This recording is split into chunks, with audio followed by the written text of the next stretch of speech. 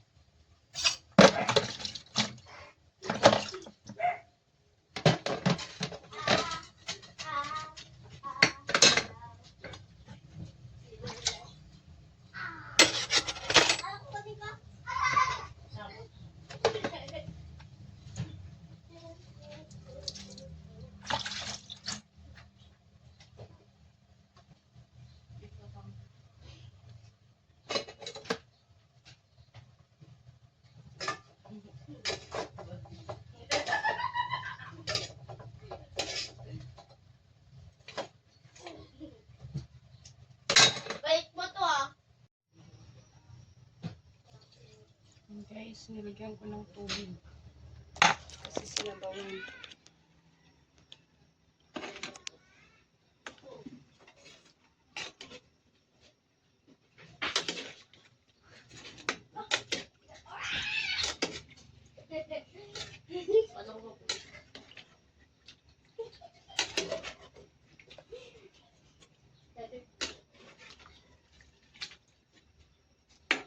Buto-buto sana yung bibilhin ko.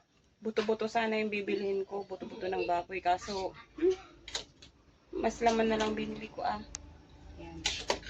Yung malaman na lang. May konting taba-taba. Ang gagawin mo dyan? Ika muna nak, nagluluto ako. Yan. Tapos sinaluan ko ng konting atay.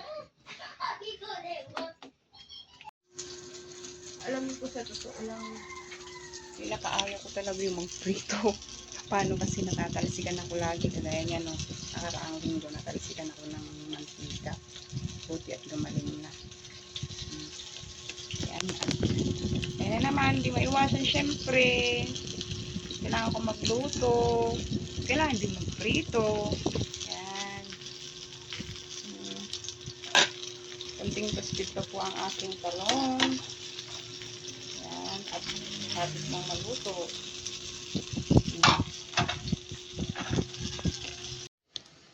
Kinain paminta. Bigyan natin guys ng paminta at saka bitche.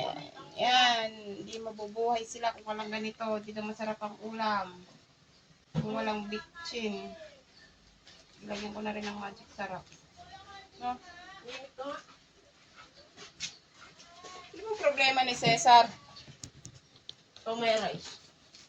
Ah. Tingnan mo ngayon, tingnan mo. Nagluluto pa lang ako. Maon ka na dyan. Ito paminta. Pumasok na dito at nag-aral na. Ayaw mo na lagyan ng ano to? Erek? Ng asim? Lagyan ko ng asim.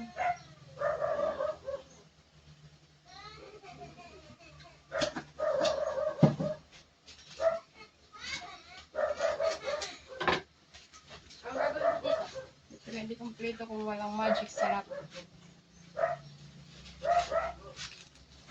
Malagyan mo kanin mo. Hindi na kunin mo na sa kanya. Papakain ko na sa aso. Wala na kayo. Lagyan mo ng konting kanin yan.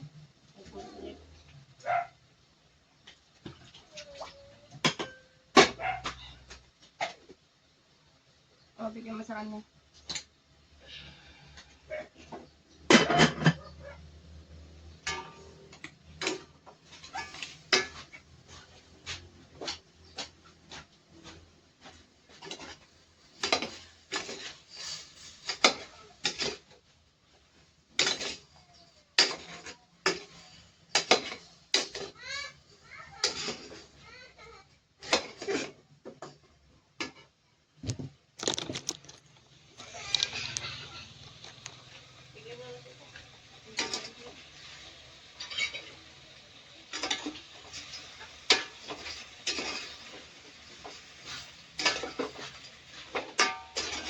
igigisa ko muna.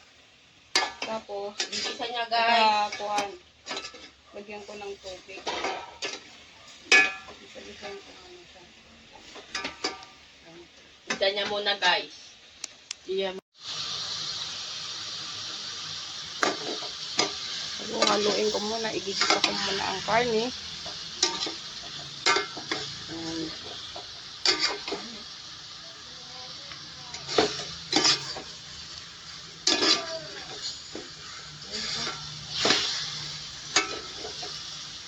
Ano eh. Isa lang natin po tayo.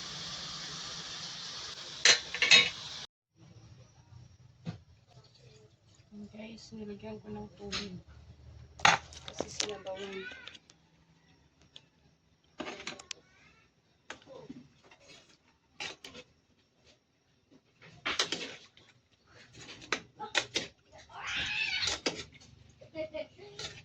Ano ko?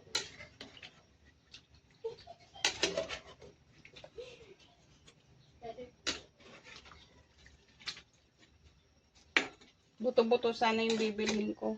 Buto-buto sana yung bibilhin ko. Buto-buto ng baboy. Kaso, mas laman na lang binili ko ah. Ayan. Yung malaman na lang. May konting taba-taba. Aray ko. Ang gagawin mo dyan? Huwag muna anak, nagluluto ako. Kuya. Ayan. Kasi naluhan ko ng konting atay.